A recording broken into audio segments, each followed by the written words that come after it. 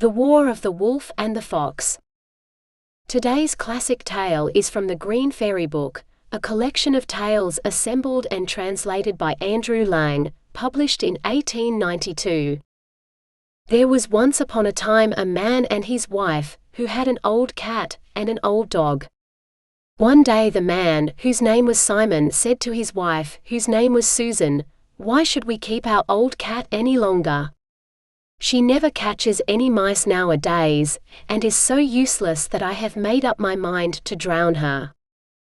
But his wife replied, "Don't do that, for I'm sure she could still catch mice." "Rubbish," said Simon. "The mice might dance on her and she would never catch one. I've quite made up my mind that the next time I see her, I shall put her in the water." Susan was very unhappy when she heard this, and so was the cat, who had been listening to the conversation behind the stove. When Simon went off to his work, the poor cat meowed so pitifully, and looked up so pathetically into Susan's face, that the woman quickly opened the door and said, "Fly for your life, my poor little beast, and get well away from here before your master returns." The cat took her advice and ran as quickly as her poor old legs would carry her into the wood, and when Simon came home, his wife told him that the cat had vanished. "So much the better for her," said Simon. "And now we have got rid of her, we must consider what we are to do with the old dog. He is quite deaf and blind, and invariably barks when there is no need, and makes no sound when there is. I think the best thing I can do with him is to hang him." But soft-hearted Susan replied, "Please don't do so, he's surely not so useless as all that." "Don't be foolish," said her husband. "The courtyard might be full of thieves, and he'd never discover it. No, the first time I see him, it's all up with him, I can tell you." Susan was very unhappy at his words, and so was the dog, who was lying in the corner of the room and had heard everything. As soon as Simon had gone to his work, he stood up and howled so touchingly that Susan quickly opened the door and said, "Fly for your life, poor beast, before your master gets home." And the dog ran into the wood with his tail between his legs. When her husband returned, his wife told him that the dog had disappeared. "That's lucky for him," said Simon, but Susan sighed, for she had been very fond of the poor creature. Now it happened that the cat and dog met each other on their travels, and though they had not been the best of friends at home, they were quite glad to meet among strangers. They sat down under a holly tree and both poured forth their woes. Presently a fox passed by, and seeing the pair sitting together in a disconsolate fashion, he asked them why they sat there, and what they were grumbling about.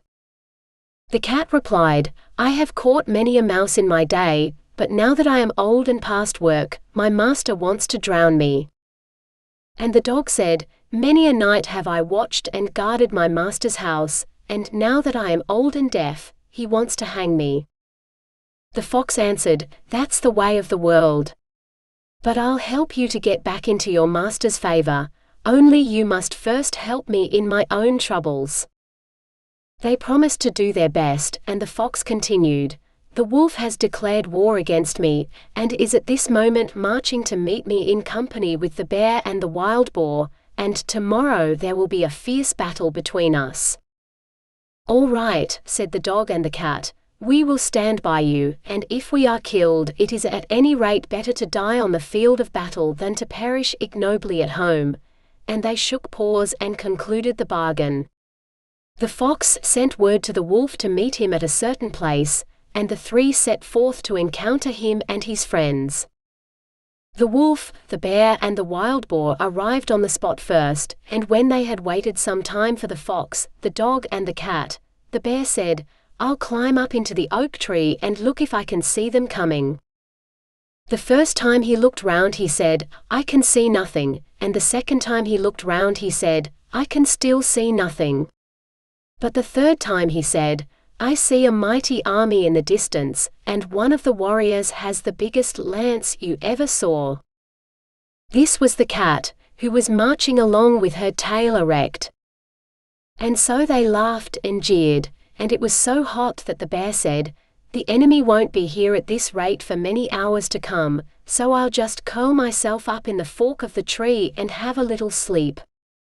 And the wolf lay down under the oak, and the wild boar buried himself in some straw, so that nothing was seen of him but one ear. And while they were lying there, the fox, the cat, and the dog arrived. When the cat saw the wild boar's ear, she pounced upon it, thinking it was a mouse in the straw. The wild boar got up in a dreadful fright, gave one loud grunt, and disappeared into the wood.